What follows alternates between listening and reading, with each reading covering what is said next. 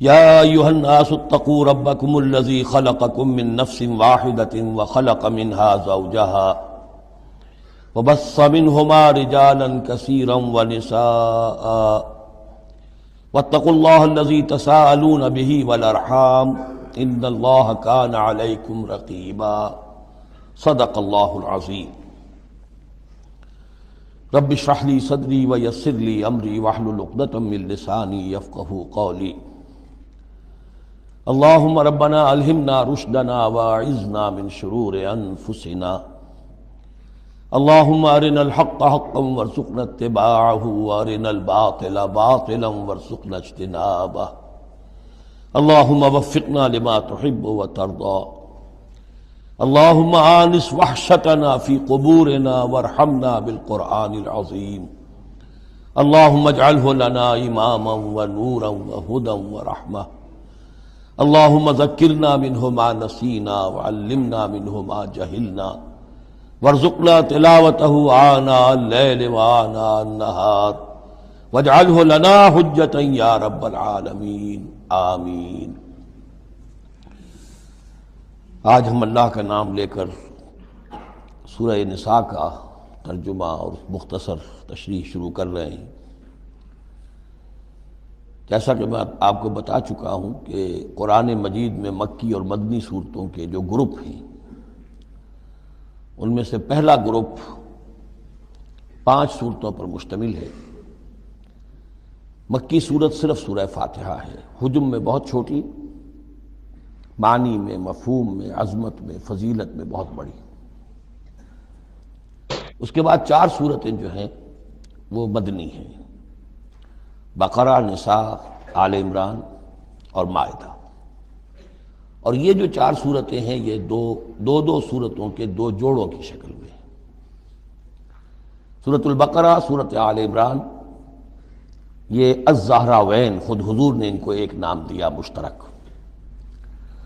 اور ان میں جو مناسبتیں ہیں، مشابہت ہیں، وہ تفصیل کے ساتھ ہمارے ترجمے کے دوران سامنے آتے رہی ہیں۔ نسبت زوجیت کس اعتبار سے ہے، ایک دوسرے کی تکمیل کس پہلو سے کرتی ہیں، یہ بات بھی سامنے آئی۔ اب جو 2 صورتیں ہیں یہ سورۃ النساء اور سورۃ المائدہ، یہ جوڑے کی شکل میں ہیں۔ ان میں ایک تھوڑا کنٹراسٹ نظر یہ آئے گا کہ سابقہ 2 صورتوں میں پہلے حروف مقطعات اور دونوں میں پھر قرآن مجید اور کتب سماویہ کی عظمت کا بیان، جبکہ ان دونوں صورتوں میں کوئی تمہیدی اس طرح کی گفتگو نہیں ہے، براہ راست خطاب ہو رہا ہے۔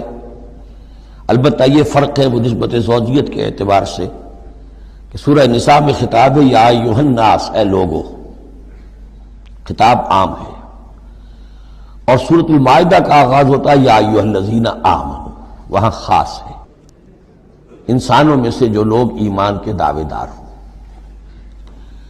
باقی جس طرح سورہ بقرہ اور سورہ آل عمران نصفین میں منقسم ہیں، اس طرح کا معاملہ ان دونوں صورتوں کا نہیں ہے۔ اپنے اسلوب کے اعتبار سے یہ دونوں صورتیں سورہ بقرہ کے نصف ثانی کے مشابہ ہیں، یعنی چند مضامین کی لڑیاں چل رہی ہیں لیکن آپس میں اس طرح بٹی ہوئی ہیں، گتھی ہوئی ہیں رسی کی طرح کہ وہ نظر آئیں گی کٹواں۔ ایک لڑی لال ہے، ایک پیلی ہے، ایک ہری ہے، ایک نیلی ہے، لیکن جب آپ ان کو بٹ دیتے ہیں تو ایک طرف سے دیکھیں گے تو وہ کٹا پھٹا رنگ نظر آئے گا، مسلسل لال نہیں نظر آئے گا، مسلسل پیلا، نہ نیلا نہ ہرا۔ کھول دیں گے تو معلوم ہوگا کہ وہ تو واقعتاً ایک علیحدہ لڑی ہے، ایک نیلی ہے، ایک پیلی ہے۔ تو وہاں تو میں نے سورہ بقرہ میں آپ کو بتایا تھا کہ 4 ڈوریاں ہیں، 2 کا تعلق شریعت سے، شریعت میں 2 لڑیاں ہوئیں، ایک عبادات اور ایک معاملات۔ 2 کا تعلق ہے جہاد فی سبیل اللہ سے، ایک جہاد بالمال یعنی انفاق فی سبیل اللہ، اور ایک جہاد بالنفس کی آخری شکل یعنی قتال فی سبیل اللہ۔ یہ 4 کا تانا بانا سورہ بقرہ کے نصف ثانی میں تھا۔ یہاں سورہ نساء میں بھی آپ دیکھیں گے کہ 3 لڑیاں ہیں یہاں، اور وہ اسی طرح آپس میں گتھی ہوئی ہیں، نظر آئیں گی کٹواں، لیکن اگر آپ ان سب کو علیحدہ علیحدہ کر لیں تو وہ اپنی جگہ پر ایک علیحدہ مضمون بن جائے گا۔ لیکن یہاں پر جو خطاب ہے، ایک لڑی تو وہ ہے کہ جس میں خطاب ہے اہل ایمان سے، اور وہ اسی طریقے سے جیسے سورہ بقرہ میں وہی 4 چیزیں اس میں آئیں گی: قتال، انفاق اور احکام شریعت، عبادات۔ لیکن دوسرا خطاب ہے اس میں اہل کتاب سے، اس میں یہ کہ نصارہ اور یہود دونوں گڈمڈ ہیں، ملے جلے ہیں۔ اب اہل کتاب کا معاملہ ہے۔ پہلی 2 صورتوں میں علیحدہ علیحدہ مسئلہ چل رہا تھا۔ تیسرے سب سے بڑا حصہ اس سورہ مبارکہ کا وہ ہے جو منافقین سے خطاب پر مشتمل ہے، لیکن وہ اکثر و بیشتر لوگ وہاں بات سمجھ نہیں پاتے، اس لیے کہ وہاں بھی خطاب ہوتا ہے یا ایھا الذین آمنوا سے۔ پورے قرآن میں کہیں یا ایھا الذین نافقوا نہیں آیا، یا ایھا الکافرون بھی ہے، یا ایھا الذین کفروا بھی ہے، یا ایھا الذین آمنوا بھی ہے، یا ایھا الذین نافقوا کہیں نہیں۔ اس لیے کہ منافق بھی قانوناً تو مسلمان ہی ہوتے تھے۔ تو اصل میں یہ بڑی گہری نظر کی ضرورت ہے کہ یہ پہچانا جائے کہ یہاں یا ایھا الذین آمنوا مومنین صادقین کی طرف روح سخن ہے یا منافقین کی طرف ہے۔ اگر یہ فرق نہ کیا جائے تو بڑی غلط فہمی ہو جاتی ہے بعض مقامات پر۔ مثلا سورہ توبہ کے بعض مقامات ہیں: یا ایھا الذین آمنوا ما لکم اذا قیل لکم انفروا فی سبیل اللہ اثاقلتم الی الارض۔ اہل ایمان تمہیں کیا ہو گیا جب تمہیں کہا جاتا ہے اللہ کی راہ میں نکلو تو تم بوجھل ہو جاتے ہو، زمین میں دھنسے جاتے ہو۔ تو اس سے ایک عام سوء ظن پیدا ہو سکتا ہے کہ شاید یہ عام مسلمانوں کا مسئلہ تھا۔ یہ عام مسلمانوں کا مسئلہ نہیں تھا، یہ منافقین کا مسئلہ تھا۔ روح سخن وہاں منافقین کی طرف ہے۔ مومنین صادقین تو ہر وقت اس کے لیے آمادہ رہتے تھے کھلے دل کے ساتھ، کہ واپس نہیں پھیرا کوئی فرمان جنوں کا، تنہا نہیں لوٹی کبھی آواز جرس کی۔ وہ تو تیار ہر وقت تھا۔ تو اصل میں یہ دیکھنا ہوتا ہے کہ کس آیت میں رخ کس کی طرف ہے۔ اس اعتبار سے یہ سورہ مبارک کا اہم ترین ہے، لیکن سورہ بقرہ میں تو پورے میں لفظ نفاق آیا ہی نہیں۔ یہ حکمت خداوندی ہے کہ اس مرض کو پہلے چھپا کے رکھا ہے، کہ علامات تو بیان کر دی کہ یہ بیماری ہے، تاکہ جو بھی متنبہ ہو جائے وہ اپنے علاج کی طرف متوجہ ہو جائے۔ لیکن یہ کہ جو لوگ نہیں متوجہ ہوئے، معلوم ہوا کہ اب ان کو تھوڑا سا نمایاں کرنا ضروری ہے، بات اوریاں کر کے کرنی پڑے گی۔ تو سورہ آل عمران میں 1-2 جگہ نفاق کا لفظ آ گیا، لیکن یہاں اب جو سب سے بڑا مضمون ہے سورہ بقرہ میں وہ منافقین کا ہے۔ یوں سمجھیے کہ 176 جو اس کی آیات ہیں، اس میں سے 55 آیتیں ہیں کہ جن کا جو میرا تجزیہ ہے روح سخن ہے مومنین صادقین کی طرف۔ صرف 37 آیات ہیں کہ جن میں خطاب ہے اہل کتاب سے، یہود اور نصارہ سے مشترک طور پر، اور 84 آیات ہیں جن میں خطاب منافقین سے۔ لیکن وہی بات جو میں نے عرض کی کہ جہاں بھی ان سے بات ہوگی یا ایھا الذین آمنوا کے حوالے سے ہوگی، اس لیے کہ ایمان کے دعوے دار تو وہ بھی تھے۔ منافق تو وہی ہوتا ہے کہ جو دعویٰ کرتا ہے ایمان کا، چاہے وہ شعوری طور پر منافق ہو چاہے غیر شعوری طور پر منافق ہو، لیکن یہ کہ دعویٰ ایمان تو اس میں موجود ہوگا۔ سورہ نساء اور سورہ مائدہ کے مابین ایک فرق نوٹ کر لیجئے۔ انسانی تمدن میں سب سے بنیادی چیز جو ہے وہ ہے معاشرہ، اور معاشرے میں عورت اور مرد کا تعلق، اور نمبر 2 جو معاشرے میں کچھ کمزور طبقات ہوتے ہیں ان کے لحاظ کا خیال، ان کے حقوق کا لحاظ کرنا۔ یہ مضمون آپ کو ملے گا سورہ نساء میں۔ آئلی قوانین تفصیل سے آ چکے سورہ بقرہ میں، جو رشتہ جڑتا ہے ایک مرد و ایک عورت کے مابین ازدواج کا، جس سے کہ پھر خاندان وجود میں آتا ہے، تو وہ جو سب سے بنیادی یونٹ ہے معاشرے کا، اس کی جڑ بنیاد کا تو سارا تفصیل سے معاملہ آ چکا ہے سورہ بقرہ میں۔ سورہ آل عمران اس اعتبار سے منفرد ہے کہ اس میں شریعت کے احکام نہیں ہیں، سوائے اس ایک حکم کے جو سود کے بارے میں آیا ہے، لا تاکلوا الربا اضعافا مضاعفا۔ کوئی اور احکام شریعت جو ہے اس میں نہیں۔ لیکن یہاں اب آپ کو جو تمدن کی معاشرتی سطح کے اوپر خاص طور پر جو دبے ہوئے پسے ہوئے طبقات تھے اس معاشرے میں، ان کی ایمینسیپیشن، ان کو اوپر اٹھانا، ان کے حقوق کی طرف متوجہ کرنا، یہ آپ کو نظر آئے گا۔ پھر اس معاشرے کے اندر سیکس کا معاملہ، اگر سیکشول انارکی ہو تو تباہی پھیل جائے گی، تو اس میں ابتدائی اقدامات جو ہیں وہ اس صورت کے اندر آئے ہیں۔ سیکس ڈسپلن کیسے امپوز کرنا ہے مسلمانوں تمہیں اپنے معاشرے کے اندر، بے راہ روی سے کیسے ڈیل کرنا ہے۔ تو اس طریقے سے تمدن کی جو بنیادی جو منزل ہے اس پر گفتگو ہو رہی ہے۔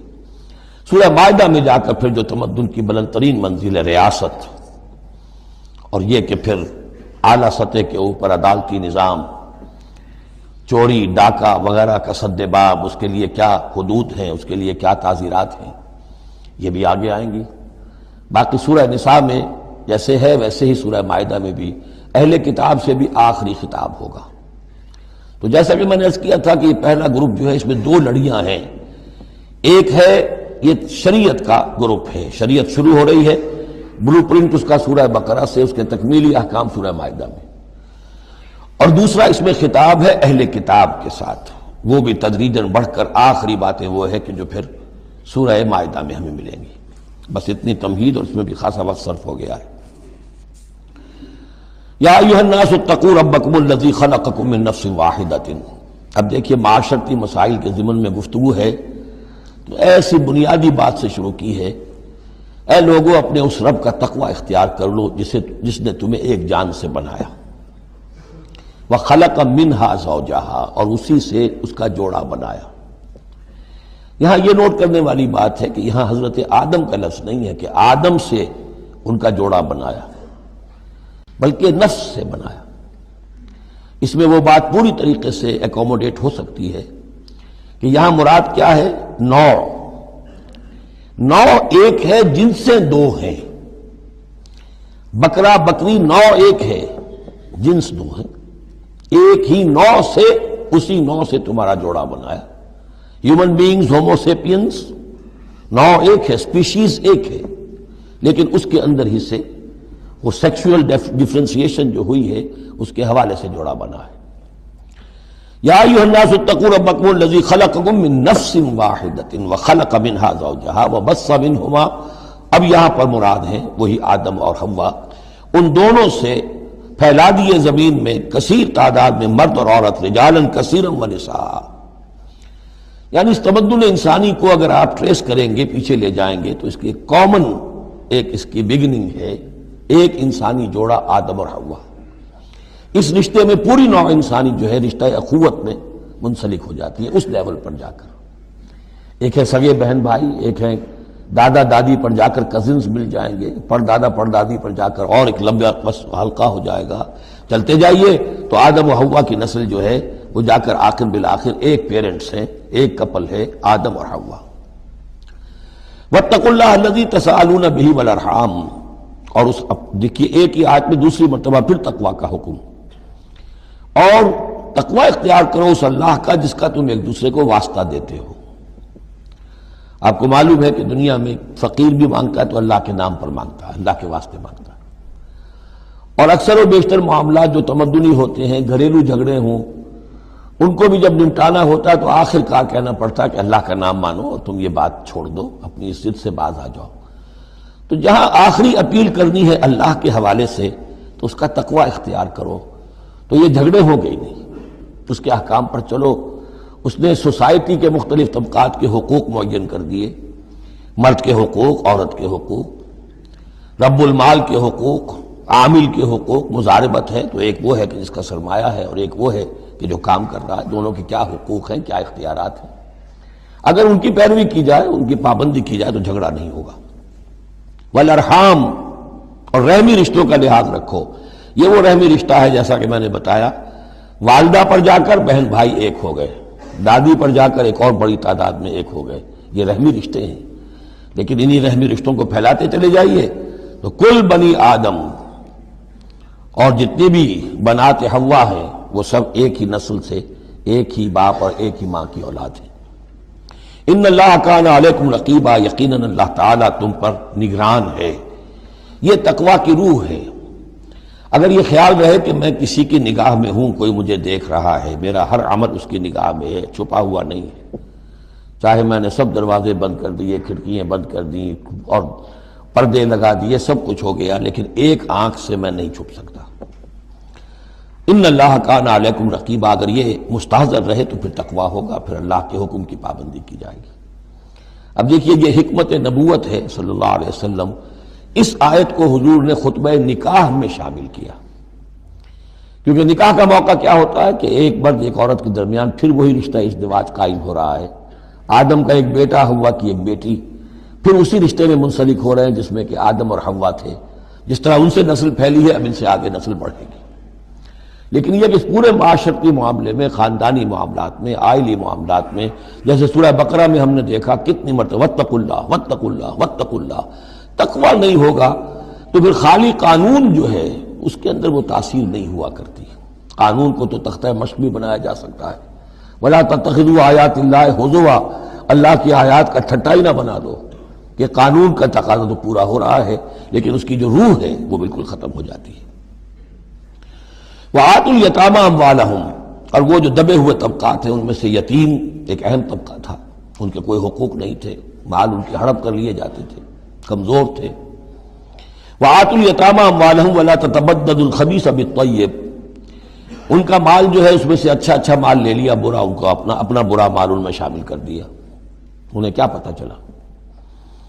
اگر اول تو یہ کہ ہڑپ ہی کر گئے، نہیں تو بہت متقی ہوئے تو چلیے تعداد پوری کر دی، لیکن یہ کہ ان کا جو اچھا مال تھا اپنے طرف لے لیا اور ردی مال ادھر لگا دیا۔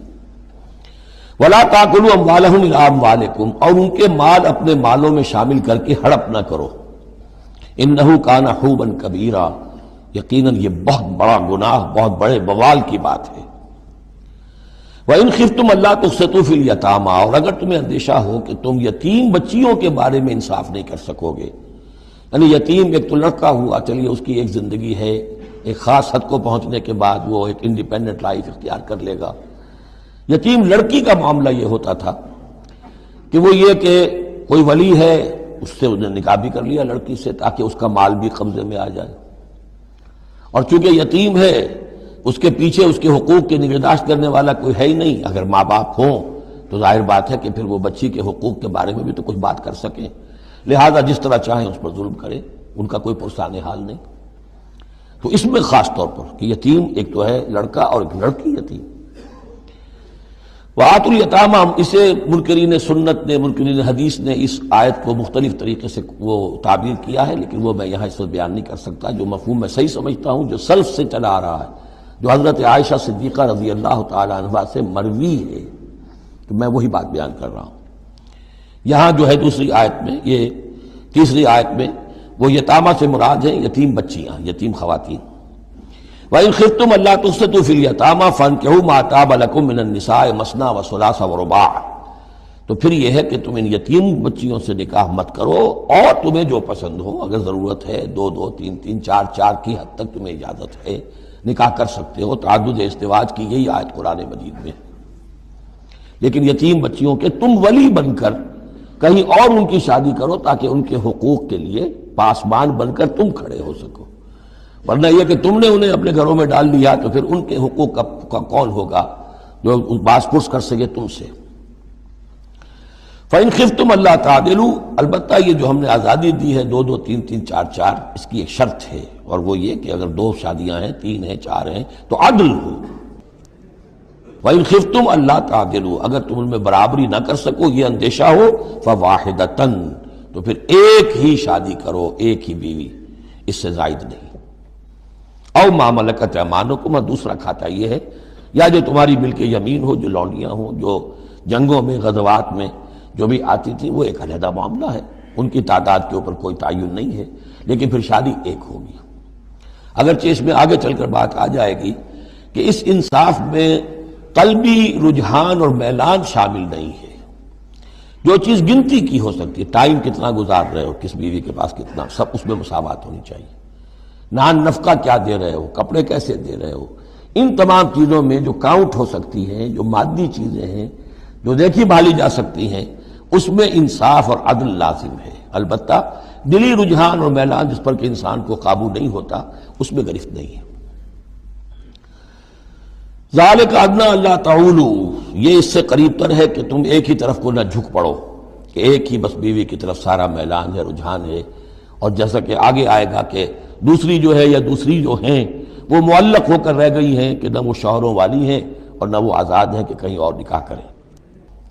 وَآتُوا النِّسَاءَ صَدُقَاتِهِنَّ نِحْلًا، اور عورتوں کو ان کے مہر خوش دلی کے ساتھ دیا کرو، اس کو تاوان سمجھ کے نہ دیا کرو۔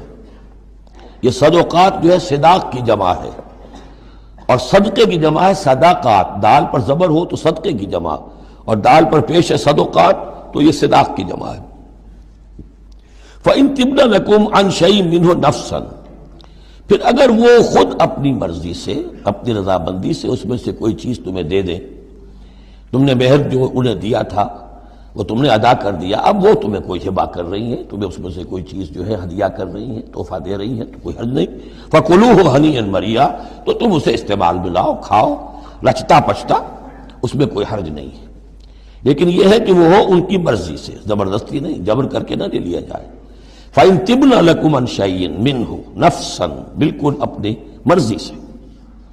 وَلَا تُؤْتُوا السُّفَهَاءَ أَمْوَالَكُمُ الَّتِي جَعَلَ اللَّهُ لَكُمْ قِيَامًا وَارْزُقُوهُمْ فِيهَا وَاكْسُوهُمْ وَقُولُوا لَهُمْ قَوْلًا مَّعْرُوفًا۔ اب ایک معاشرے میں طبقہ ایسا بھی ہوتا ہے سفہاء، بچہ ہے ابھی اس کو سمجھ نہیں ہے، یا آوارہ ہو گیا ہے، باپ مال بہت چھوڑ گیا ہے، اب وہ مال اڑا رہا ہے، تو یہاں پہ تصور دیا گیا کہ اس میں معاشرتی سطح پر روک تھام ہونی چاہیے، یہ نہیں کہ میرا مال ہے میں جیسے خرچ کروں۔ تو اموالکم کہا گیا، یہ اصل میں ایک معاشرے کی ایک مشترک سی چیز ہے، مشترک بہبود کے لیے ہے، چاہے انفرادی ملکیت ہے لیکن پھر بھی اس معاشرے کی اس کے اندر مشترک بہبود ہونی چاہیے۔ مت پکڑا دو نا سمجھوں کو یا بے وقوفوں کے اپنے مال، جن کو اللہ تعالیٰ نے تمہارے لیے دنیا کے گزران کا ذریعہ بنایا ہے۔ وارزقوہم فیہا، ہاں انہیں رزق دیتے رہو اس میں سے، وکسوہم، کھلاتے رہو پلاتے رہو، وقولوا لہم قولا معروفا، اور ان سے بات کیا کرو البتہ نرم، اچھے انداز میں۔ یہ اصول تھا جس کے تحت کہ برٹش انڈیا میں کورٹ آف وارز مقرر ہو جاتے تھے کہ اگر کوئی بڑا جاگیردار ہے، کوئی نواب ہے اور وہ فوت ہو گیا، اس کا بیٹا جو ہے ہمارا ہے اور اس کی جو اندیشہ ہے کہ اسے کچھ اڑا دے گا، ختم کر دے گا، تو کورٹ آف وارز ہو جاتا تھا، حکومت جو ہے وہ اس کا چارج لے لیتی تھی، اس کے لیے سالانہ اس میں سے، اس کی آمدنی میں سے وظیفہ ہوتا تھا، اس میں اپنا خرچ کرے، لیکن یہ ہے کہ باقی چیزیں جمع رہتی تھی تاکہ یہ ان کی آئندہ نسل کے کام آ سکے۔ وَابْتَلُوا الْيَتَامَىٰ حَتَّىٰ إِذَا بَلَغُوا النِّكَاحَ، اور یتیموں کی دیکھ بھال کرتے رہو، جانچ پرکھ کرتے رہو، دیکھتے رہو کہ ان کے اندر کبھی شعور پیدا ہو گیا یا نہیں۔ فَإِنْ آنَسْتُم مِّنْهُمْ رُشْدًا، تو جب تم دیکھو ان میں کہ اب یہ باشعور ہو گئے ہیں، سمجھدار ہو گئے ہیں، فَادْفَعُوا إِلَيْهِمْ أَمْوَالَهُمْ، تو ان کے اموال ان کے حوالے کرو۔ وَلَا تَأْكُلُوهَا إِسْرَافًا وَبِدَارًا أَن يَكْبَرُوا، اور دیکھو اس مال کو کھانے کی کوشش نہ کرو، ہڑپ نہ کرو جلدی سے، کہ ایسا نہ ہو کہ بچے جوان ہو جائیں تو یہ مال تو دے ہی دینا ہے میں نے، تو اس سے پہلے جتنا بھی اس کو میں کھا جاؤں کھا لوں۔ وَمَنْ كَانَ غَنِيًّا فَلْيَسْتَعْفِفْ، اگر کوئی جو ولی ہے یتیم کا وہ غنی ہے، اللہ نے اسے خود دے رکھا ہے، کشائش ہے اس کے پاس، تو پھر اسے یتیم کے مال میں سے کچھ بھی لینے کا حق نہیں ہے، پھر اسے یتیم کے مال سے بچتے رہنا چاہیے۔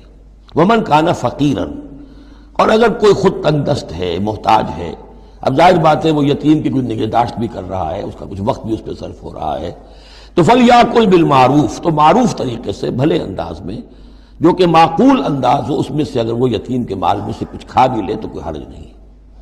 اسلام کی تعلیم بڑی فطری ہے، اس کے اندر وہ بندشیں نہیں ہیں کہ جو ان نیچرل ہوں، جن پر عمل کرنا ناممکن ہو جائے۔ فَإِذَا دَفَعْتُمْ إِلَيْهِمْ أَمْوَالَهُمْ، اور جب تم ان کے مال ان کے حوالے کر دو، فَأَشْهِدُوا عَلَيْهِمْ، تو گواہ بنا لو کہ یہ چیزیں تھیں جو آج کی تاریخ میں میری تحویل میں تھی، آج تک میں نے ان کے حوالے کر دی۔ وَكَفَىٰ بِاللَّهِ حَسِيبًا، باقی اللہ تعالیٰ کافی ہے حساب لینے کے لیے، یہ دنیا کا معاملہ ہے، اس کے لیے لکھت پڑھت شہادت، باقی اصل حساب تو تمہیں اللہ کے ہاں جا کے دینا ہے۔ لِلرِّجَالِ نَصِيبٌ مِّمَّا تَرَكَ الْوَالِدَانِ وَالْأَقْرَبُونَ، مردوں کے لیے بھی حصہ ہے اس میں سے کہ جو ترکہ چھوڑا ہو، جو وراثت چھوڑی ہو والدین نے اور رشتہ داروں نے۔ وَلِلنِّسَاءِ نَصِيبٌ مِّمَّا تَرَكَ الْوَالِدَانِ وَالْأَقْرَبُونَ، اور عورتوں کا بھی حصہ ہے اس میں سے جو والدین کی وراثت ہے، جو انہوں نے ترک کیا ہے، ان کا ترکہ ہے، اور رشتہ داروں کا۔ یہاں پہلی مرتبہ اب عورت کو وراثت کا حق دیا جا رہا ہے، ورنہ عرب کے معاشرے میں عورت کا کوئی حق وراثت نہیں تھا۔ یہاں پہ فرمایا گیا کہ مما قل منہ او کثر، چاہے وہ وراثت تھوڑی ہو چاہے زیادہ ہو، قانون جو ہے اللہ کا اس کو اس کے اوپر پورے طور سے نافذ ہونا چاہیے۔ نصیبا مفروضہ، اور یہ حصہ ہے اللہ کی طرف سے فرض کیا گیا۔ اب میں آپ کو نوٹ کراؤں گا کتنی مرتبہ یہ تاکید ہو رہی ہے اس قانون وراثت کی، اور آپ اگر ساتھ ہی دیکھتے رہیں کہ کتنی دھجیاں اس کی بکھرتی ہیں ہمارے معاشرے کے اندر، کوئی اس کا لحاظ نہیں۔ اور بڑا جو ہمارا خاص طور پر ایک علاقہ ہے کہ جہاں ویسے نماز روزہ بہت ہوتا ہے، وہ بیٹیوں کو کوئی وراثت میں کوئی حصہ دینے کے لیے وہ کسی صورت تیار نہیں ہوتے۔